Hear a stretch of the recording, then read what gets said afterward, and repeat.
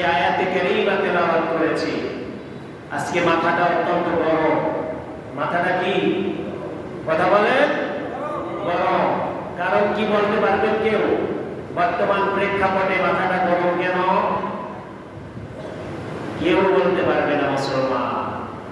মুয়াজ্জিন সাহেব বলেন, বর্তমান পরিস্থিতিতে ইন্ডিয়া বাংলাদেশের সিচুয়েশনে মুসলমানদের মাথা গরম কেন? নবীজির শানে বেয়াদবি করার কারণে। কথা ঠিক কিনা? সেই ভারত থেকে মহাভারতের সেই সাংসদ নবীজিকে নিয়ে ব্যঙ্গোক্তি করেছে, মুসলমানদেরকে মসজিদে ঢুকে আক্রমণের নির্দেশ দিয়েছে।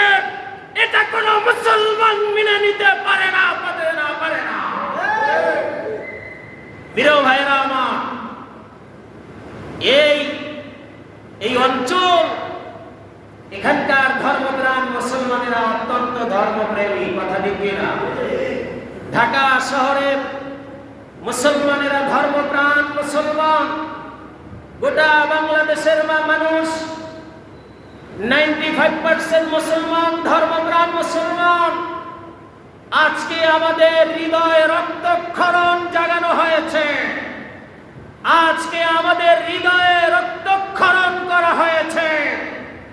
আমরা যেই দেশকে আমরা ইলিশ মাছ দিয়ে, সুস্বাদু আম দিয়ে, এই দেশের গ্যাস দিয়ে আমরা বন্ধু বানিয়ে রেখেছিলাম সুদীর্ঘ 15.5 বছর পর্যন্ত, সেই দেশ থেকে আমার আপনার প্রিয় নবী, বিশ্ব নবী জনাবে মুহাম্মদুর রাসূলুল্লাহ সাল্লাল্লাহু আলাইহি ওয়াসাল্লামকে নিয়ে সেই ভারত থেকে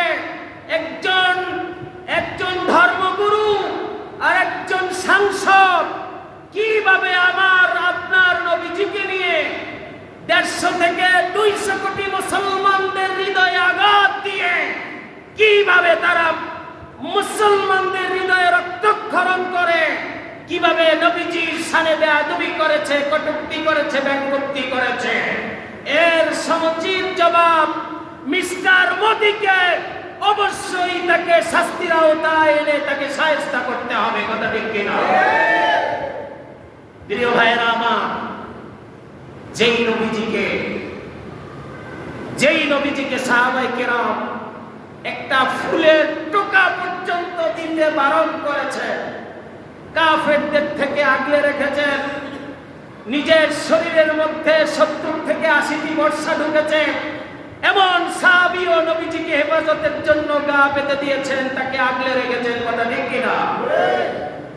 এমন সাহাবী যুদ্ধের ময়দানে নবীজিকে সামান্য আক্রমণ থেকে বাঁচানোর জন্য, কাফের মুশরিকদের ফুলের টোকা থেকে বাঁচানোর জন্য নিজের জীবনকে উৎসর্গ করে দিয়েছেন।